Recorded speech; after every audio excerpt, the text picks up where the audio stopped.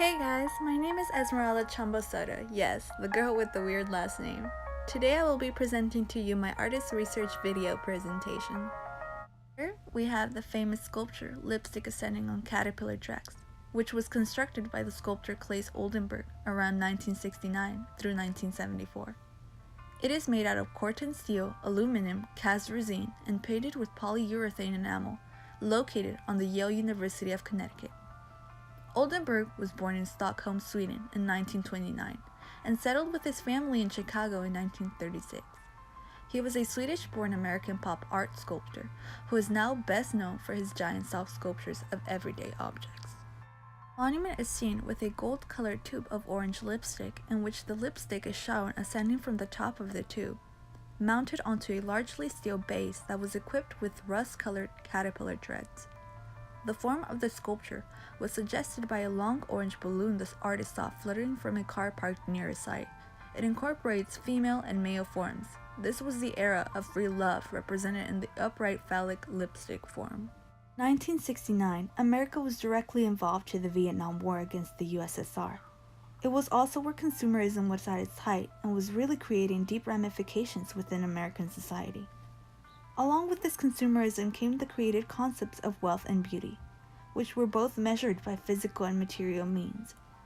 So the time to create the sculpture was as both arts of the work were something that could be recalled by anyone and symbolized essential characteristics of the contemporary society.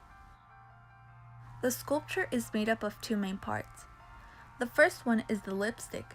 At that time, consumerism was at its height and its main face was America. So the lipstick makes an allusion to the commonplace of female consumerism and how the concept of beauty was taking women to buy great amounts of products to achieve that desired and idealized beauty. The lipstick itself has a phallic shape and a bullet-like appearance. This creates a tension between a harmless, everyday object with a masculine, violent connotation. The second part are the caterpillar tracks, which indicate another commonplace, war. These are a clear symbol and are immediately associated with violence and war by anyone. The other very clever aspect that Oldenburg took into account was the right place. of the lipstick on the Beinecke Plaza lies in the middle of Yale, and it is directly facing both the university's president office and a World War I memorial. By placing such a controversial work in a critical place of an important institution, the artifact's message grew stronger and was more widely spread. This creates a contrast with the American consumption and its obsession of beauty versus the interest in intervention in wars. This work by Oldenburg is a great civic engagement artifact, as it takes two objects which gather various common places and juxtaposes them in the right place and the right time to create a very shocking argument. The lipstick ascending on caterpillar tracks claimed a visible space for the anti-war movement, while also poking fun at the solemnity of the plaza. The sculpture served as a stage and backdrop for several subsequent student protests. Oldenburg is known for designing large-scale vanilla versions of household objects since his Green Gallery exhibition in 1962.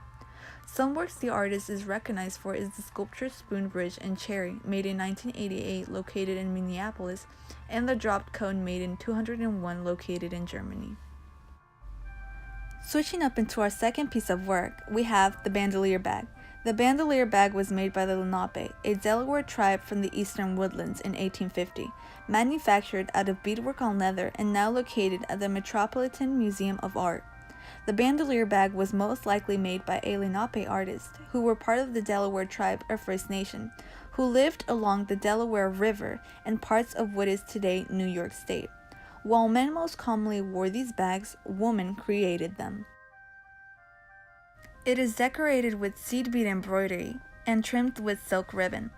The pouch itself is composed of two simple rectangles, one stitched on top of the other. The back rectangle extends above the pouch opening and is ornamented with a band of beadwork.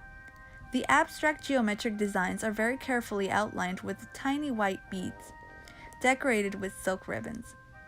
The design on the strap is much broader and bolder than the design on the pouch. Glass beads were manufactured in Europe by glass blowers.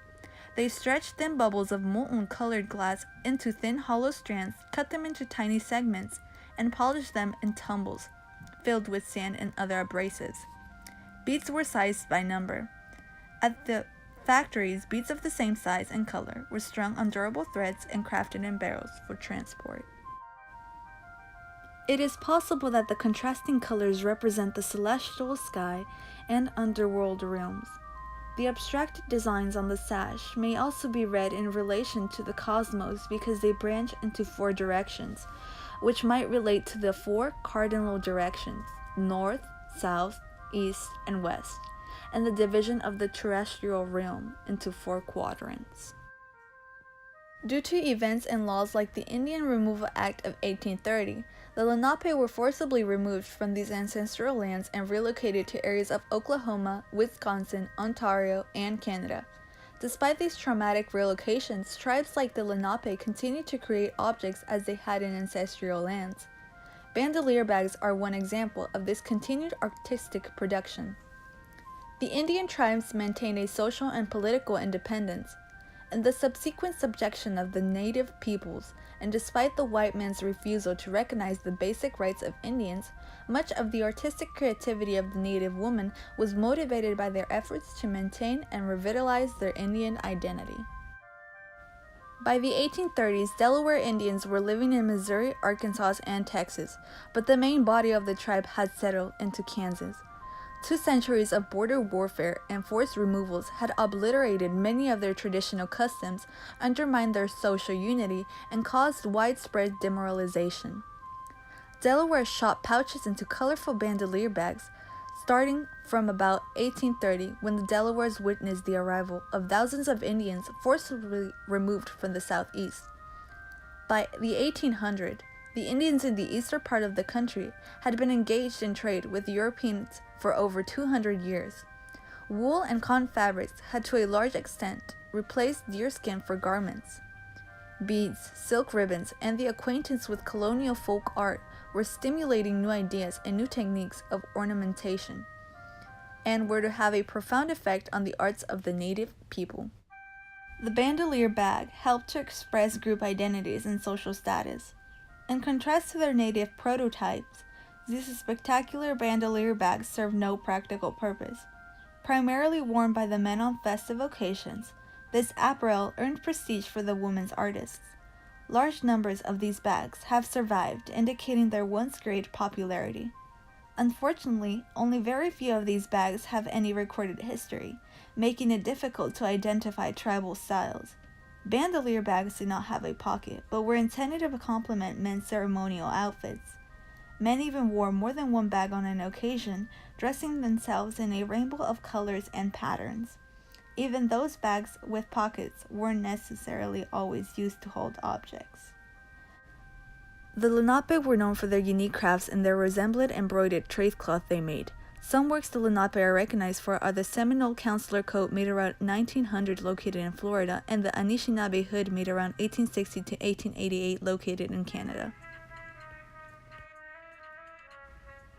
Both these works are related because they both symbolize a form of meaning as to why they were created. Both works mark a historical time that demonstrate the way they viewed society at the time. The lipstick ascending on caterpillar tracks marks the Vietnam War in 1969 that involved the United States as well as the consumerism that arose at that time. And the bandolier bag marks the removal of the Indians caused by the Indian Removal Act of 1830. Creations such as this bag help maintain and revitalize their Indian identity. This is the end of my video. Thank you guys for watching!